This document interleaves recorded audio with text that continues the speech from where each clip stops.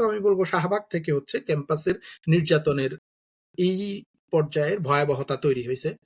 এবং শাহবাগের সময়ে তো অসম্ভব রকমের টর্চার হয়েছে। আমাদের কাছে অনেক স্টোরি মানুষজন শেয়ার করেছে যে শাহবাগের সময়ে শাহবাগে না আসলে, শাহবাগের পক্ষে না বললে, অথবা ডিসেন্ট কোনো ভয়েস শেয়ার করলে, ফেসবুক অন্য কোথাও লাইক দিলে, এগুলো নিয়ে মারাত্মক লেভেলের ব্যাকল্যাশের শিকার হতে হয়েছে, হল থেকে বের করে দিয়েছে, টর্চার করেছে, এ ধরনের ঘটনা ঘটেছে। শাহবাগের পরে তো এটা কন্টিনিউ থেকেছে।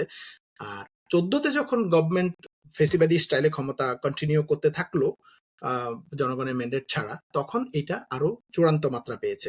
এখন এখানে তারা একটা রিওয়ার্ডিং সিস্টেমও করেছে, যেমন ছাত্রলীগের যারা টর্চার করতো এদেরকে দলের মধ্যে সিনিয়র পজিশনে দেয়া, বা ছাত্রলীগ ছাড়ার পরে সরকারি চাকরিতে দেয়া। ইভেন আপনি যদি সোচ্চারের স্টোরিগুলো পড়েন, সোচ্চারে পাবলিশ হওয়া স্টোরিগুলো দেখবেন যে এনএসআই তে জব দিয়েছে, বিশ্ববিদ্যালয়গুলোতে, জগন্নাথ, ঢাকা বিশ্ববিদ্যালয়, রাজশাহী বিশ্ববিদ্যালয়, বিশ্ববিদ্যালয়গুলোতে জব দিয়েছে, এম্বাসিতে ডিপ্লোমেট হিসেবে নিয়োগ দিয়েছে।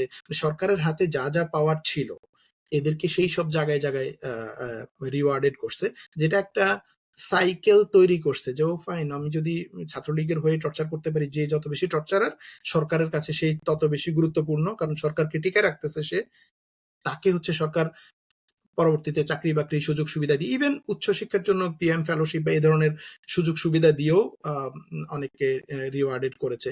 যে জিনিসটা এই সাইকেলটাকে কন্টিনিউ করছে।